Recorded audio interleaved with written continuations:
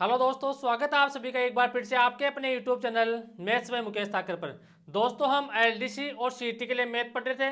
Profit and loss अपना topic चल रहा था। इसकी मैंने 5 या 6 क्लासेज आपको अपलोड कर दी है।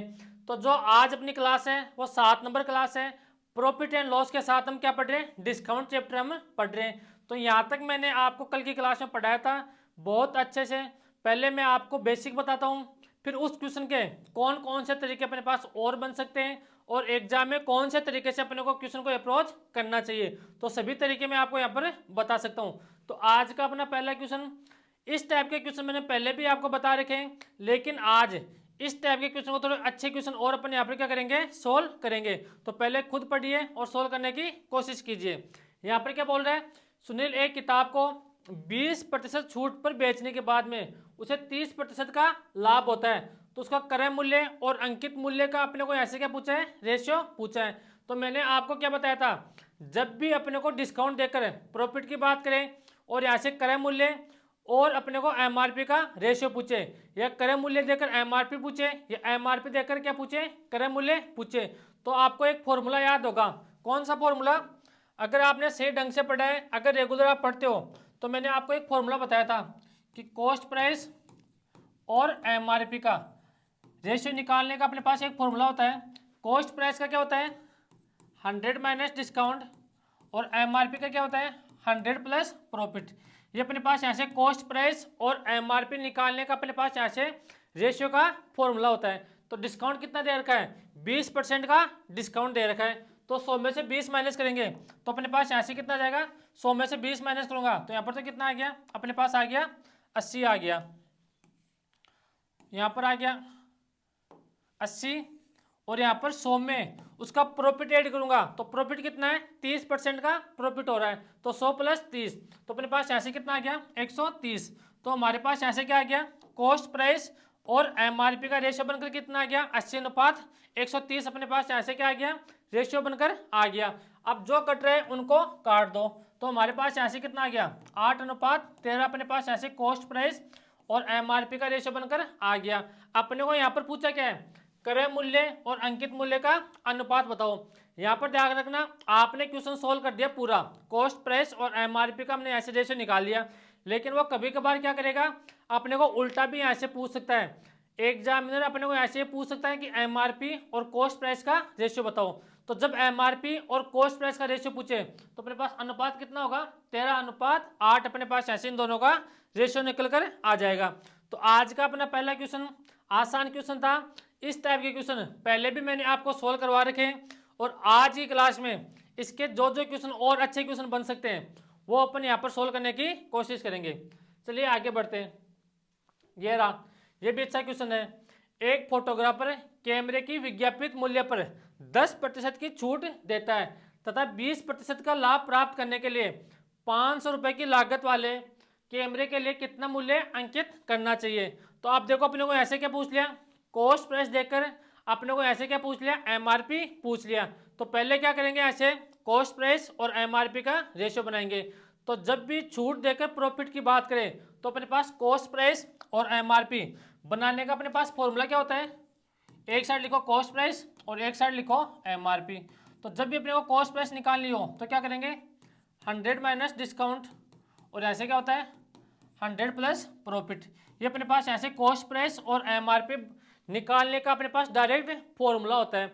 और ये फॉर्मूला बनता कहाँ से है, वो जब मैंने बेसिक बताया था आपको, सेकंड क्लास थी उसके स्टार्टिंग में मैंने आपको यहीं से स्टार्ट करवाया था। तो डिस्काउंट कितना दे रखा है, 10% का डिस्काउंट दे रखा है। तो 100 में से 10 माइनस करूंगा तो कितना आ जाएगा, 90 आ जाएगा। और प्रॉफिट कितना हो रहा है, 20% का प्रॉफिट हो रहा है, तो 100 में 20 ऐड करूंगा तो मेरे पास ऐसे कितना आ जाएगा, 120। तो एक जीरो से एक जीरो कट गया, 3 से कट गया 3 टाइम, और 3 से कट गया 4 टाइम। अगर अपने को ऐसे क्वेश्चन ये पूछता कि कॉस्ट प्राइस और एमआरपी का रेशियो बताओ, तो अपने पास रेशियो क्या बन के आता, 3:4 होता। लेकिन एग्जामिनर ने अपने को क्वेश्चन थोड़ा सा आगे और बढ़ा दिया। क्या बढ़ा दिया, अगर उसकी लागत मूल्य 600 रुपये है, यानी कि अपने को इसका क्या दे रखा है, कॉस्ट प्राइस दे रखा है 600 रुपये। क्वेश्चन के अकॉर्डिंग कॉस्ट प्राइस 600 रुपये है, हमारे अकॉर्डिंग कॉस्ट प्राइस कितना है, 3 है। तो 3 का मान क्वेश्चन के अकॉर्डिंग कितना दे रखा है, 600 दे रखा है। एक का मान कितना आ गया, 600 बटे 3 आ गया। हमें किसका मान पूछा है, हमें एमआरपी पूछा है, मार्क प्राइस हमने अपने को पूछा है, तो एमआरपी के लिए किससे मल्टीप्लाई करेंगे, 4 से मल्टीप्लाई कर देंगे। तो 4 से मल्टीप्लाई करेंगे तो 3 से कट गया 200 टाइम 200 गुणा 4, तो अपने पास यहाँ से एमआरपी कितना आ गया 800 रुपये। हमारे पास यहाँ से क्या आ गया, एमआरपी आ गया। कौन सा ऑप्शन सही है, ऑप्शन नंबर डी अपने पास यहाँ से करेक्ट आंसर होगा। तो देखो एग्जामिनर क्वेश्चन कुछ भी बना सकता है, अगर थोड़ा सा और अच्छा क्वेश्चन बनाएगा तो फिर वो क्वेश्चन किस टाइप से बनाएगा वो देखो। अगला क्वेश्चन,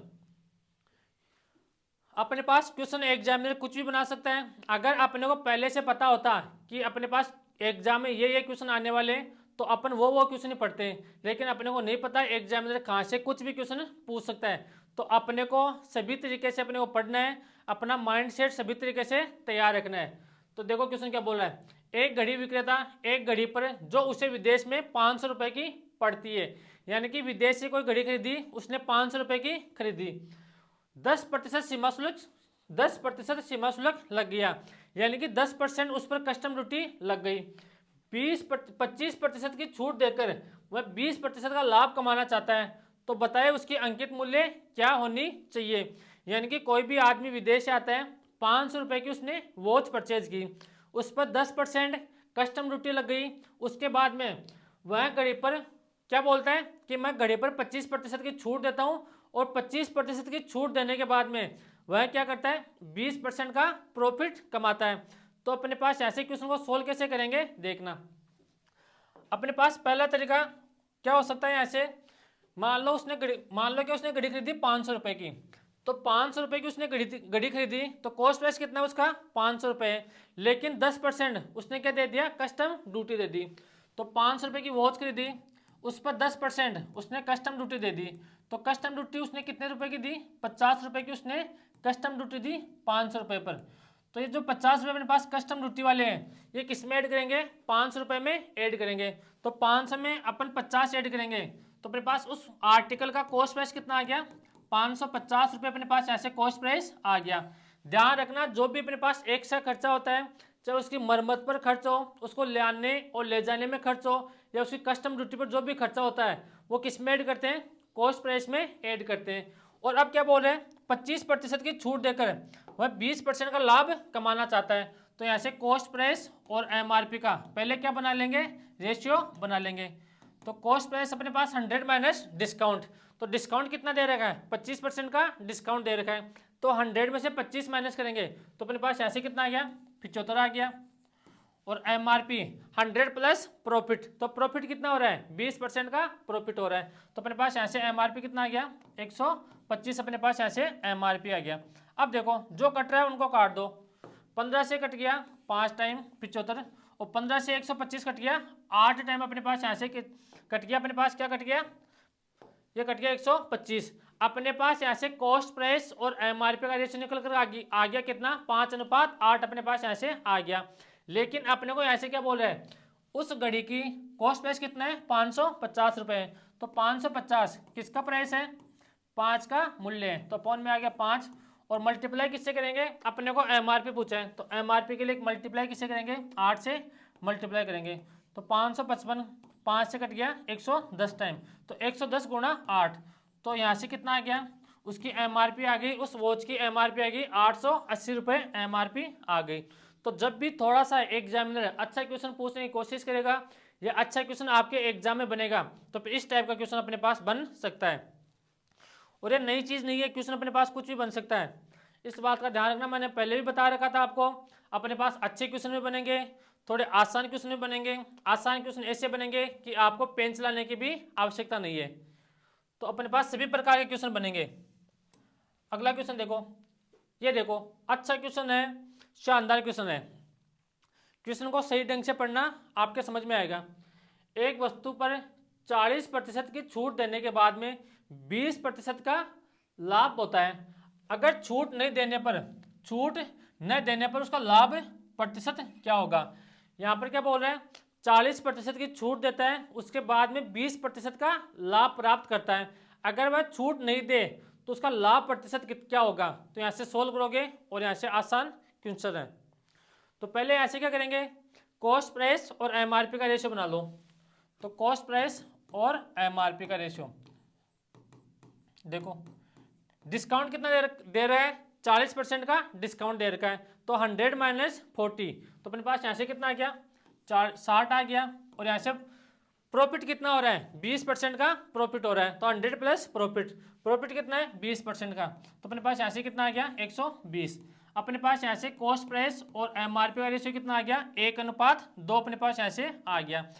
अब आगे क्या बोल रहे हैं, अगर वह डिस्काउंट नहीं देता है तो उसका प्रॉफिट परसेंट कितना होता है। तो एक चीज का ध्यान रखना, अगर किसी आर्टिकल पर डिस्काउंट नहीं देता है या कोई छूट नहीं देता है तो जो उसका एमआरपी होता है ना, वही अपने पास क्या होता है, सेलिंग प्राइस होता है। तो अपने पास एमआरपी कितना है 2, तो इस 2 को मैं ऐसे क्या मान सकता हूं, अगर छूट नहीं दे तो इस 2 को मैं क्या मान सकता हूं, सेलिंग प्राइस मान सकता हूं। तो 2 रुपए की वस्तु कितने में बेचेगा, सॉरी 1 रुपए की वस्तु कितने में बेच रहा है, 2 रुपए में बेच रहा है, तो प्रॉफिट कितने का हो रहा है 1 का, किस पर हो रहा है 1 पर। और परसेंट में चेंज करेंगे तो मल्टीप्लाई किससे करेंगे, 100 से मल्टीप्लाई करेंगे, तो उसको प्रॉफिट कितना होगा 100% का प्रॉफिट होगा। तो अपने पास ऑप्शन नंबर कौन सा करेक्ट होगा, ऑप्शन नंबर बी अपने पास यहाँ से सही आंसर होगा। तो ध्यान रखना, अगर जब भी उसको छूट नहीं देता है तो उसकी एमआरपी अपने पास क्या होती है, सेलिंग प्राइस होती है, और सेलिंग प्राइस ही अपने पास यहाँ पर क्या होता है एमआरपी होती है। तो इस बात का विशेषकर ध्यान रखना, इस टाइप के क्वेश्चन भी आपके एग्जाम में बन सकते हैं। अब देखो, अगर आप इस तरह से क्वेश्चन को सोच सकते हो तो अच्छी बात है, अगर आप क्वेश्चन को इस तरह से नहीं सोच सकते एग्जाम में, आपने पहले इस टाइप से क्वेश्चन सोल्व नहीं कर रखा है, तो फिर क्वेश्चन को कैसे सोल्व करेंगे वो देखो। फिर अपन ऐसे क्या करेंगे, रेशियो मेथड से सोल्व करेंगे। रेशियो मेथड से कैसे सोल्व करेंगे वो देखो, अपने को यहाँ पर क्या बोले 40% का प्रॉफिट हो रहा है, सॉरी 40% का डिस्काउंट, तो 40% का फ्रैक्शन कितना होता है, यहाँ से बोलोगे सर 4/100, इसको हटाएंगे तो अपने पास ऐसे कितना आ गया 2/5, यानी कि 5 रुपये वस्तु पर अंकित है, 2 रुपये का डिस्काउंट, तो कितने का बेचेगा 3 रुपये की बेचेगा। तो हम लोग ऐसे क्या करेंगे, पहले एमआरपी और सेलिंग प्राइस का क्या करेंगे रेशियो बनाएंगे, कितना बन गया 5:3, अपने पास ऐसे क्या बन गया रेशियो बन गया। डिस्काउंट देने के बाद में वह 20% का लाभ प्राप्त करता है, तो 20% का फ्रैक्शन कितना होता है 1/5, यानी कि 5 रुपये आर्टिकल पर उसकी प्राइस है, 1 रुपये का प्रॉफिट, तो कितने का बेचेगा 6 रुपये का बेचेगा। तो हम यहाँ से सेलिंग प्राइस और कॉस्ट प्राइस का रेशियो बना लेंगे, कितना आ गया 5 रुपये की वस्तु है, 1 का प्रॉफिट, तो कितने के बेचेगा 6 रुपये की बेचेगा। अब देखो मैंने आपको पहले क्या बताया था, इनका यहाँ से क्या बनाएंगे रेशियो बनाएंगे, एमआरपी सेलिंग प्राइस और कॉस्ट प्राइस का यहाँ से क्या करेंगे रेशियो बनाएंगे। अपने पास कॉमन क्या है, सेलिंग प्राइस कॉमन है, तो पहले सेलिंग प्राइस किससे मल्टीप्लाई होगा, सेलिंग प्राइस से होगा, उसके बाद में सेलिंग प्राइस से मल्टीप्लाई होगा, उसके बाद में सेलिंग प्राइस है वो किससे मल्टीप्लाई होगा, कॉस्ट प्राइस से मल्टीप्लाई होगा। तो यहाँ से एमआरपी सेलिंग प्राइस और कॉस्ट प्राइस का अपने पास ऐसे रेशियो बनकर आ जाएगा। 6 × 5 कितना होता है 30, 6 × 3 कितना होता है 18, और 5 × 3 कितना होता है 15। तो अपने पास यहाँ से क्या आ गया, एमआरपी सेलिंग प्राइस और कॉस्ट प्राइस का अपने पास यहाँ से क्या बनकर आ गया, रेशियो बनकर आ गया। अगर अपने को यहाँ से कॉस्ट प्राइस और एमआरपी का रेशियो पूछता तो अपन यहाँ से निकाल सकते थे, और जो पहले अपने तरीका सीखा था उस तरीके से भी अपन यहाँ से क्या निकाल सकते हैं, कॉस्ट प्राइस और एमआरपी का रेशियो निकाल सकते हैं। लेकिन यहाँ पर क्या बोल रहे हैं, अगर छूट न देने पर उसका लाभ प्रतिशत क्या होता है, तो जब भी डिस्काउंट नहीं देता है या छूट नहीं देता है तो जो उसका एमआरपी होता है ना, वही उसका क्या होता है सेलिंग प्राइस होता है। तो यहाँ पर एमआरपी कितना है 30 रुपये है, तो इस एमआरपी को मैं ऐसे क्या मान सकता हूँ, सेलिंग प्राइस मान सकता हूँ। तो कॉस्ट प्राइस तो मेरे पास कितनी है 15 है, और जो सेलिंग प्राइस है वो मेरे पास कितनी है, अगर डिस्काउंट नहीं दे तो मेरे पास एमआरपी क्या होगा, मेरे पास सेलिंग प्राइस होगा। तो सेलिंग प्राइस कितना है 30 रुपये, मेरे पास ऐसे सेलिंग प्राइस है। तो 15 रुपये की वस्तु कितने में बेच रहा है, 30 रुपये में बेच रहा है, तो कितने का प्रॉफिट हुआ 15 का प्रॉफिट हुआ। और जो 15 का प्रॉफिट हुआ है वह किस पर हुआ है 15 पर हुआ है, अपॉन में आ गया 15, मल्टीप्लाई कर देंगे, अगर परसेंटेज में चेंज करेंगे तो मल्टीप्लाई करेंगे 100 से, तो 15 से 15 कट गया, तो अपने पास यहाँ से आंसर कितना आ गया 100% अपने पास यहाँ से प्रॉफिट होगा। तो इस क्वेश्चन को आप इस तरह से भी सॉल्व कर सकते हो। अगर आप एग्जाम में उस तरीके से क्वेश्चन को नहीं सोच सकते, आपके माइंड में क्वेश्चन उस तरीके का अपने पास यहाँ पर नहीं आए, तो आपको एग्जाम में मैसेज इस तरीके से सोचना है। यहाँ तक आ गई बात समझ में। अब अगला क्वेश्चन देखो, अब देखो अच्छे अच्छे क्वेश्चन अपने पास, ये देखो और भी अच्छा क्वेश्चन है, ये अच्छा क्वेश्चन है। अगर इस टाइप का क्वेश्चन आपने पहले सोल्व नहीं किया है तो आप एग्जाम में हमेशा कंफ्यूज होगे। यहाँ पर क्या बोल रहे हैं, एक वस्तु का अंकित मूल्य 744 रुपये है। अगर X प्रतिशत की छूट देने के बाद में वह दुकानदार X प्रतिशत का लाभ कमाता है। यदि वह छूट नहीं देता है तो उसे 14/2/7% का लाभ होता है। तो वस्तु का क्रय मूल्य बताओ। तो मैंने क्या बताया था, जब अगर डिस्काउंट नहीं दे तो अपने पास यहाँ पर MRP क्या होता है, सेलिंग प्राइस होता है। अब देखो जो अपने को ये लाइन है, X प्रतिशत की छूट देने के बाद बावजूद भी दुकानदार को X प्रतिशत का लाभ होता है। तो ये चीज आपको सिर्फ और सिर्फ कंफ्यूज करने के लिए दे रखी है। इस लाइन का इस क्वेश्चन से कोई मतलब अपने पास यहाँ पर नहीं है। अपने को यहाँ से पढ़ना है, यदि वह छूट नहीं देता है तो उसका लाभ प्रतिशत कितना होता है, 14/2/7% का लाभ होता है। तो 14 एंड 2/7 का अपने पास फ्रैक्शन कितना होता है, तो यहाँ से बोलोगे सर 1/7 होता है। 7 रुपए की वस्तु 1 रुपए का प्रॉफिट, तो कितने रुपए की बेचेगा, 8 रुपए की बेचेगा। तो अपने पास ऐसे कॉस्ट प्राइस और सेलिंग प्राइस का रेशियो कितना आ गया, 7:8। अपने पास यहाँ से कॉस्ट प्राइस और सेलिंग प्राइस का रेशियो आ गया। अब यहाँ पर क्या बोलता है, अगर छूट नहीं देता है तो मैंने क्या बताया, अगर छूट नहीं देता है तो उसकी MRP को अपन क्या मान सकते हैं, सेलिंग प्राइस मान सकते हैं। तो यहाँ पर 744 रुपये उसका क्या दे रखा है, अंकित मूल्य दे रखा है। तो 744 रुपये को मैं ऐसे क्या मान सकता हूँ, उसकी सेलिंग प्राइस मान सकता हूँ। तो अपने को देखो सेलिंग प्राइस और कॉस्ट प्राइस का रेशियो कितना दे रखा है, 7:8 दे रखा है। तो 8 का मान अपने को कितना दे रखा है, 744। तो 744 किसका मान दे रखा है मेरे को, 8 का मान दे रखा है। और मेरे को ऐसे क्या निकालना है, क्रय मूल्य निकालना है। तो क्रय मूल्य के लिए मल्टीप्लाई किससे करेंगे, 7 से मल्टीप्लाई करेंगे। अब काट दो इसको, 7 से कट गया 9 टाइम और 8 दिया 24। तो यहाँ से कितना आ गया 93 इंटू 7। यहाँ से मल्टीप्लाई करेंगे, 7 गुना 3 कितना होता है 21, हासिल 2, 9 7 63, 63 और अपने पास यहाँ से कितना आ गया 2, कितना आ गया 65। तो अपने पास यहाँ से कितना आ गया 551। अपने पास यहाँ से इस क्वेश्चन का आंसर होगा। तो जब भी आप क्वेश्चन सोल्व करो तो पहले देखना क्वेश्चन में अपने को क्या पूछ रहा है और अपने को यहाँ पर क्या दे रखा है। अगर आप सही ढंग से पढ़ोगे तो अपने को यहाँ से X प्रतिशत की छूट देने के बाद में उस दुकानदार ने X प्रतिशत का लाभ कमाता है। तो इस लाइन का अपने को क्वेश्चन से कोई मतलब नहीं है।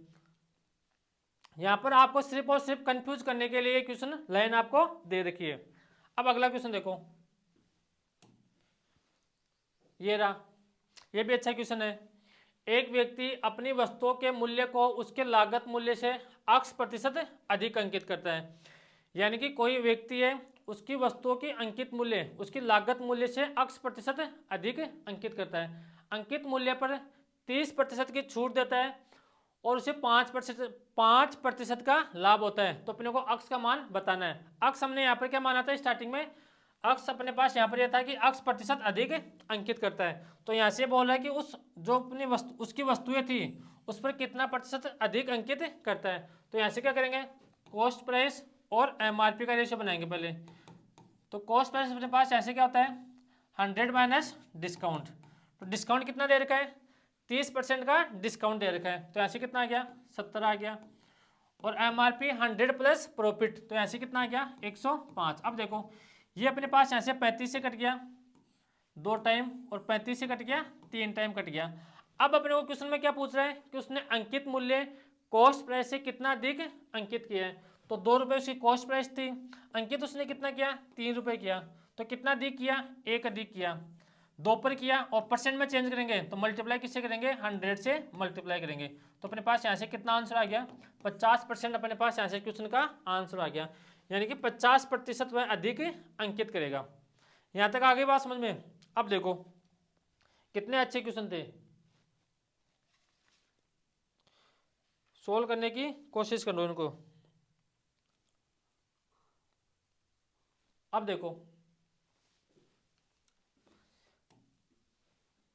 ये अपने पास अब नेक्स्ट टाइप का क्वेश्चन आ गया अपने पास। यहाँ पर क्या बोल रहे हैं, यदि 50 वस्तुओं का विक्रय मूल्य 42 वस्तुओं के क्रय मूल्य के बराबर है तो शुद्ध लाभ या हानि प्रतिशत ज्ञात करो। तो कैसे ज्ञात करोगे, सोल्व करके बताओ।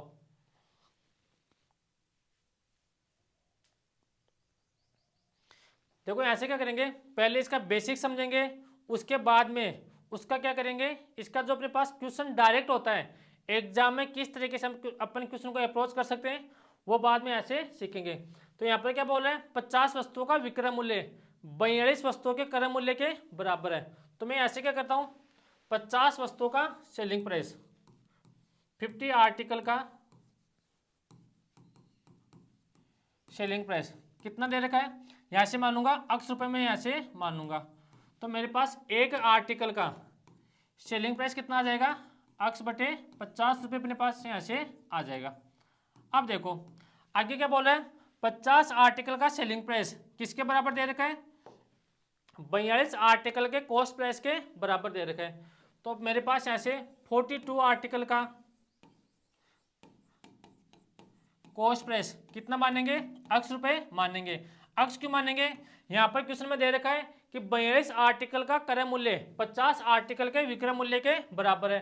तो हमने कितना माना था, यहाँ पर अक्स माना था, तो हमने यहाँ पर भी कितना मान लिया, अक्स मान लिया।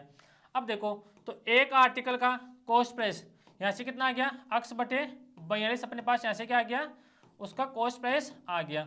अब यहाँ से देखो मैं सेलिंग प्राइस में से क्या माइनस कर दूंगा, कॉस्ट प्राइस माइनस कर दूंगा।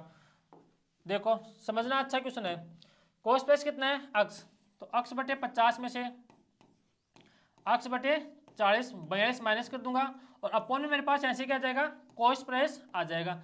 अगर मेरे पास प्लस का साइन आएगा यहाँ पर तो मेरे पास प्रॉफिट हो जाएगा, अगर माइनस का साइन आएगा तो अपने पास ऐसे क्या हो जाएगा, लॉस हो जाएगा। इस क्वेश्चन को ऐसे सोल्व करेंगे और ऐसे आंसर निकालेंगे। लेकिन आपको इस तरीके से घर पर सोल्व करके देखना है कि क्वेश्चन बेसिक से किस टाइप से होता है, लेकिन आपको एग्जाम में इस टाइप से क्वेश्चन को नहीं सोचना है। फिर आपको एग्जाम में कैसे सोल्व करना है वो सीखो। आपको टाइम बचाना बहुत जरूरी है, जितना आप एग्जाम में टाइम बचाओगे उतना ही अपने पास जो दूसरे सब्जेक्ट है उनमें वो टाइम अपने पास ऐसे क्या काम आएगा। यहाँ पर क्या बोल रहे हैं, 50 वस्तुओं का विक्रय मूल्य, तो 50 आर्टिकल का सेलिंग प्राइस किसके बराबर दे रखा है, 42 आर्टिकल के अपने पास कॉस्ट प्राइस के बराबर अपने को ऐसे दे रखा है। तो यहाँ से क्या करेंगे, हम यहाँ से कॉस्ट प्राइस और सेलिंग प्राइस का रेशियो बना लेंगे। यहाँ पर एक चीज समझना, अगर मेरे पास यहाँ से 2x बराबर 3y हो और मुझे यहाँ से पूछे कि अक्स अनुपात y का रेशियो बताओ, तो जो अक्स के मल्टीप्लाई में होता है वो किसका रेशियो होता है, y का रेशियो होता है, और जो y के मल्टीप्लाई में होता है वो किसका रेशियो होता है, अक्स का रेशियो होता है। या तो आप क्वेश्चन को डायरेक्ट इस तरह से सोच सकते हो, या फिर आप यहाँ से सोल्व करो तो ऐसे क्या करोगे, इस y को अक्स के नीचे लेके आ जाओ, तो अक्स अपॉन y, और जो अक्स के मल्टीप्लाई में है क्या 2, उस 2 को 3 के नीचे लेके जाओ, तो ऐसे कितना आ गया 3:2। तो जो अपने पास अक्स का रेशियो है वो तो कितना है 3 है, और y का रेशियो हमारे पास ऐसे कितना बनकर आ गया 2 आ गया। और मैंने पहले आपको क्या बताया था कि जो अक्स के मल्टीप्लाई में होता है, अगर अक्स और y की बात करें, 2 की बात करें, तो जो अक्स के मल्टीप्लाई में होता है वो किसका रेशियो होता है, y का रेशियो होता है, और जो y के मल्टीप्लाई में होता है वो किसका रेशियो होता है, अक्स का रेशियो होता है। तो अपन यहाँ से क्या करेंगे, पहले कॉस्ट प्राइस और सेलिंग प्राइस का रेशियो बनाएंगे। तो यहाँ से रेशियो बना दो, पहले इसको साफ कर रहा हूँ मैं, पहले ऐसे क्या करेंगे रेशियो बनाएंगे। तो ऐसे सेलिंग प्राइस के नीचे मैं ऐसे क्या कर रहा हूँ, इस कॉस्ट प्राइस को नीचे लेके आ रहा हूँ, और जो 50 है अपने पास सेलिंग प्राइस के मल्टीप्लाई में 50 है वो किसके नीचे चला जाएगा, 42 के नीचे चला जाएगा। तो अब देखो अपने पास ऐसे कॉस्ट प्राइस और सेलिंग प्राइस का रेशियो बनकर आ गया, कितना आ गया 50:42 अपने पास ऐसे रेशियो बनकर आ गया। अब देखो 50 रुपए की वस्तु कितने में बेच रहा है, 42 रुपए में बेच रहा है, तो लॉस कितने का हुआ, 8 रुपए का लॉस हुआ। प्रॉफिट या लॉस अपन किस पर निकालते हैं, ऑलवेज कॉस्ट प्राइस पर निकालते हैं, और कॉस्ट प्राइस अपने को कितना दे रखा है 50 दे रखा है, अपॉन में आ गया 50, और मल्टीप्लाई कर देंगे किससे, 100 से मल्टीप्लाई करेंगे, तो 50 से कट गया 100 मेरे पास 2 टाइम, तो 8 गुणा 2, तो अपने पास यहाँ से इस क्वेश्चन का आंसर कितना आ गया 16% का अपने पास यहाँ से क्या होगा, लॉस होगा। तो इस चीज़ का ध्यान रखना, अगर अपने पास यहाँ से, अगर मेरे पास यहाँ पर ये होता, यहाँ पर ये बोलता है कि 16% का प्रॉफिट, तो आपको ध्यान रखना है कि प्रॉफिट हो रहा है या लॉस हो रहा है। तो इस क्वेश्चन का आंसर अपने पास ऐसे क्या होगा, ऑप्शन नंबर बी अपने पास ऐसे करेक्ट आंसर होगा। यहाँ तक आगे बात समझ में। अगला क्वेश्चन देखो, तो इस टाइप के छोटे और आसान क्वेश्चन आपके एग्जाम में आते रहते हैं। ये देखो सेम क्वेश्चन है, क्रॉस सोल्व।